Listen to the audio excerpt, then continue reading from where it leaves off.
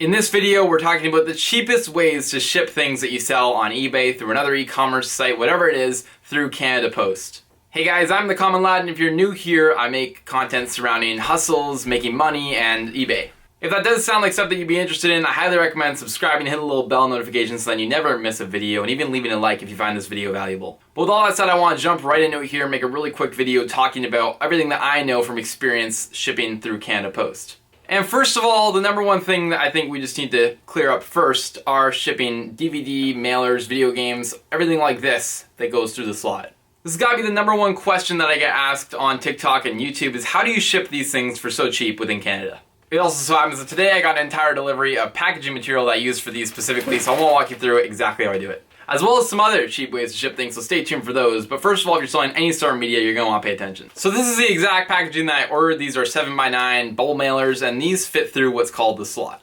The slot is Canada Post's letter mail system, and basically it fits regular letter mail as well as oversized letter mail, and they put it through this little slot to make sure that it fits. Now you get charged based on two things, the weight of the package and then the size that the package is. If it's the inch thick package or anywhere between whatever the regular letter is and the inch, then you get charged for that rate. And then if you're within the letter size, which is a really, really thin one, when you just have a card, for example, then you get charged the lesser amount. So that's the first thing that determines it. And they have a whole bunch of weight factors as well that rely on this, and based on what the weight your package is, it will go out for a different rate. Coolest thing about the letter mail rates are that they are flat anywhere in Canada, so it doesn't matter if you send it all the way out to BC or if you're sending up in the Northwest Territories, it's the exact same rate no matter where you're going. Which makes this very helpful for eBay because eBay doesn't have any sort of feature like that allows you to select a letter mail package. So if you just put this in with the regular dimensions, they're going to charge your customers like $10, $11 or whatever it is based on the location and the dimensions of the package. When in reality, you can send it out for way cheaper and then make more sales. So for a standard package like this with the video game in it, it has to be under an inch thick. That's kind of the requirement, and if you are anything above that, you are going to be charged as a regular mail.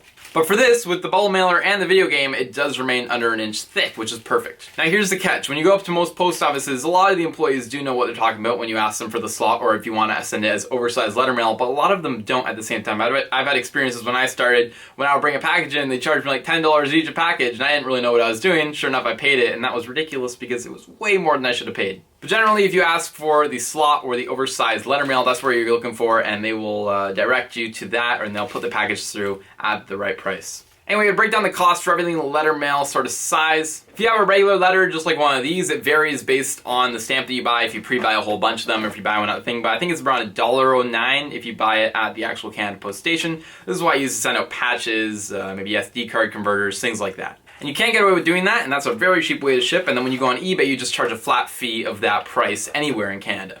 International, these usually cost around $4 to $5, so I'll usually just put that in as the international price, and there we go, I'm done with all the items that fit in a standard letter.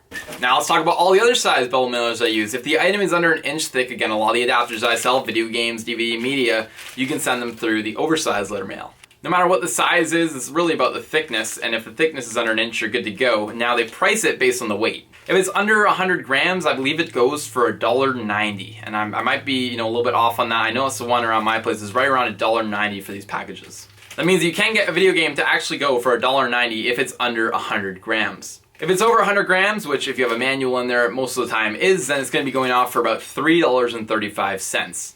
I believe the size does actually expand. You can go larger than these packages as long as it's under an inch thick. And again, that's flat anywhere in Canada, and that basically does it for that whole side of the letter mail system through Canada Post. One thing to note is that these don't offer any tracking, and I know people have had a lot of experiences where eBay requires them to have tracking. I actually haven't even run into that myself. I've been sending out for the last, 5 years without tracking, without very minimal amounts of issues, or with very minimal amounts of issues.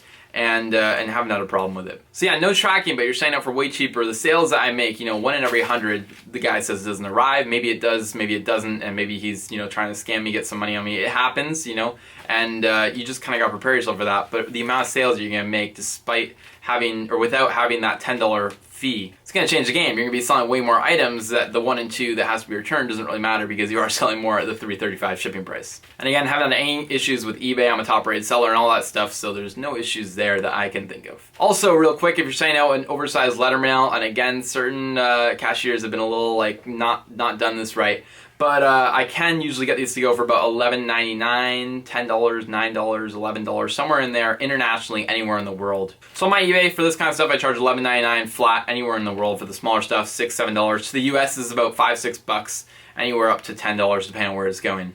That's all I'm going to say about the letter mail stuff. If you have any more questions, leave them down below and I'll try to answer them, but that is basically it. Okay, now let's talk about boxes, another really fun one. Obviously the boxes get weighed and measured the exact same no matter what, so there's nothing really that you can do about that. I mean, you can cut down the boxes, trying to make them smaller to fit the item perfectly. You are going to get a slightly better rate. I don't use eBay to print out my labels at all in any case. And why do I do that? I'm not sure. I haven't really looked into too much. Again, I'm fairly new selling outside of the video games space, so I'm dropping things. But basically, I was always sending with letter mail, so I never really worried about boxes too much. Whenever I did, I just sent it through Canada Post like I did with the video games. They'd price it for me and I'd pay it, add the tracking into eBay separately, and it was all done. So yeah, I've never paid for these through eBay, and I know there's a way to do that, of course. Lots of people do it and they like it, but I've never bothered. Now, the one trick that I do have when it comes to these boxes is sign up for a Canada Post business card. That's what I did, and I get 20% off of every box that I send within Canada, and I believe internationally as well. Another thing that I did was every September, was it? Or maybe it was August, whatever the month was, they did a free shipping every Tuesday, so I make sure that I did for any of these boxes going over in Canada. So what I make sure that I did was make sure that I had an item sold for each Tuesday and then I could send it out for free. You can still charge for the shipping, I suppose, or you could be a nice guy, offer free shipping and maybe get your items to move a little bit quicker. That's what I did, and I made multiple sales. I even recorded them back on the channel.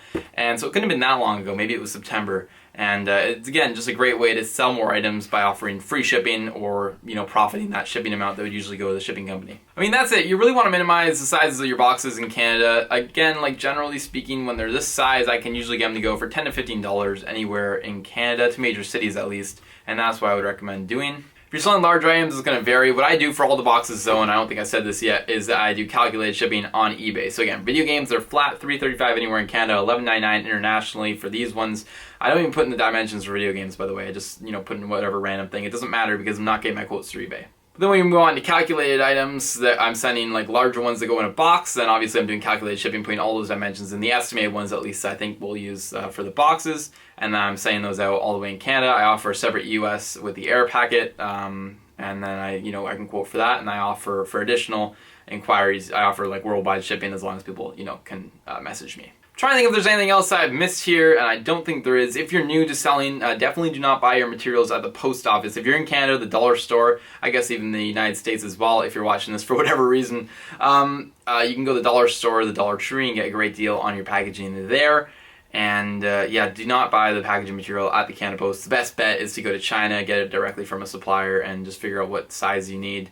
Also, if you sign up for an eBay store, you get, I think, $40, $50 free in credit every quarter, which is great. You can buy lots of packaging material. I've done it myself, and it's awesome. They send you like 40 boxes, so just another benefit to having a store. If you're going to have one anyways, that's a great way to get some packaging material. Anyway, I'm going to leave today's video there. Just want to make a quick one, jump on and answer a bunch of you guys' questions. I'm thinking maybe in the future I might do a Q&A, so if you guys have any other questions that you have, just leave them down below, and I'll try to answer them in the following video. Maybe make a whole video about it like this one. I know there's lots of people that are asking me to make a video about this, so there it is. And yeah, any other questions, leave them down below. I'll try to answer them, or maybe even make a video about them in the future. With that said, if you guys found this video helpful anyway, please, leave a like. It means a lot to me, and I appreciate you guys all so much for watching the entire way through. Yeah, subscribe to the channel if you're new. Stay tuned for lots more content, and I will see you guys in the next video. Also, next video is the 4th episode of our 30-day eBay challenge. Be sure to stay tuned for that.